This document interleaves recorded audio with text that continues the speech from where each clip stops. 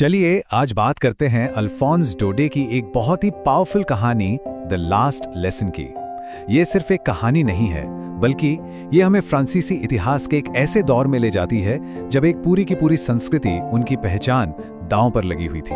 ये एक सवाल से शुरू करते हैं। जरा सोचिए, क्या होगा अगर आज अपनी भाषा बोलने का आखिरी दिन हो? सुनने में ही कितना अजीब लगता है ना? बस यही एक चौंकाने वाला सवाल इस पूरी कहानी के दिल में है। और कहानी शुरू होती है एक लड़के फ्रांस की एक बिल्कुल आम सी सुबह से।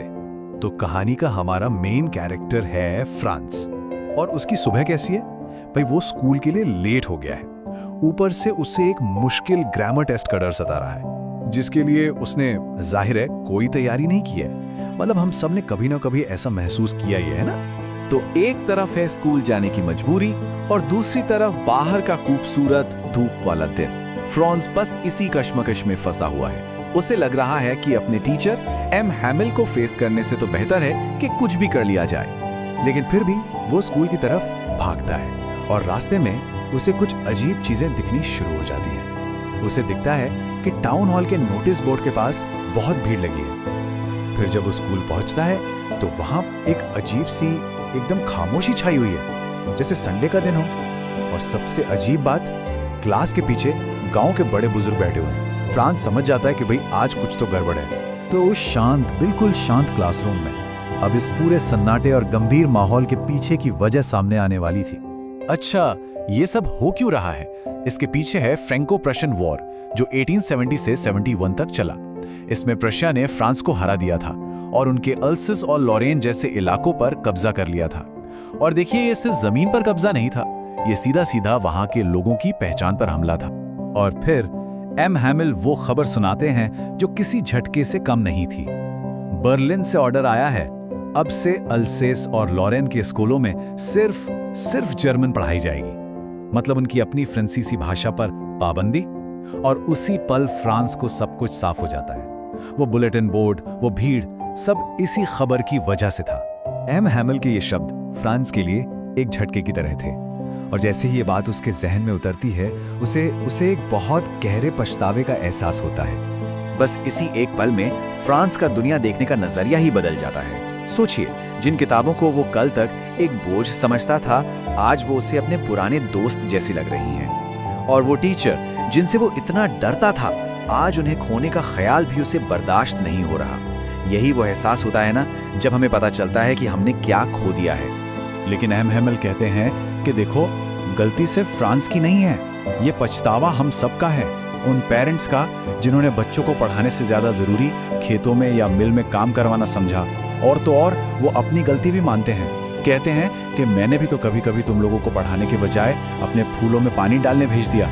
असल में हर किसी ने अपनी भाषा की कद्र नहीं की, उसे फॉर ग्रांटेड लिया। और फिर एम हैमिल समझाते हैं कि वो जो चीज खो रहे हैं वो सिर्फ कुछ ग्रामर के रूल्स या शब्द नहीं है, वो उससे कहीं ज्यादा बड़ी चीज है।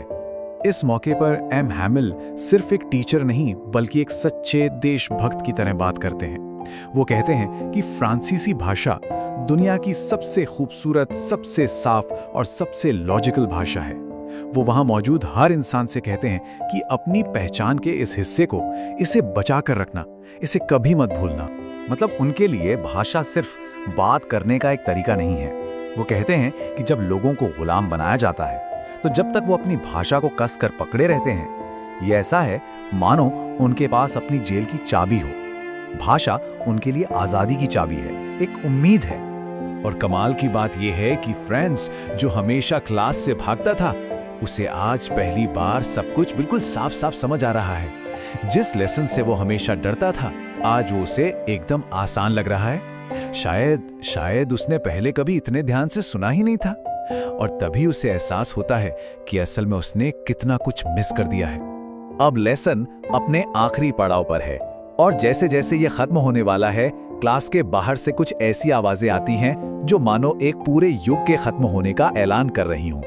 और फिर वो आखिरी पल आते हैं, बिल्कुल घड़ी की सुई के साथ। चर्च की घड़ी में ठीक 12 बजते हैं, और ठीक उसी पल खिड़की के नीचे से प्रशियन सैनिकों की वापसी का बिगुल बज उठता है। लास्ट लेसन खत्म हो चुका था। एम हैमिल अपनी कुर्सी से उठते हैं, उनका चेहरा एकदम पीला पड़ गया है। वो कुछ बोलना चाहते हैं पर इमोशंस के मारे उनका गला रुंध जाता है, एक शब्द नहीं निकलता। तब वो ब्लैक बोर्ड की तरफ मुड़ते हैं, एक चौक का टुकड़ा उठाते हैं और जितनी भी ताकत उनमें बची है उससे बड़े बड़े अक्षरों में लिखते हैं, वीव ला फ्रांस, मतलब फ्रांस अमर रहे। ये उनका आखिरी सलाम था अपने देश के नाम। और फिर बिना कुछ कहे वो बस हाथ से इशारा करते हैं, स्कूल खत्म हो गया है, अब जा सकते हैं। और बस इसी के साथ वो आखिरी फ्रेंच लेसन हमेशा हमेशा के लिए खत्म हो जाता है। तो ये कहानी हमें एक बहुत गहरे सवाल के साथ छोड़ जाती है। हमारी अपनी पहचान, हमारी संस्कृति की वो कौन सी चीजें हैं जिन्हें हम भी शायद फॉर ग्रांटेड लेते हैं, और क्या हम भी उनकी असली कीमत तभी समझेंगे जब उन्हें खोने का खतरा हमारे सिर पर मंडराएगा।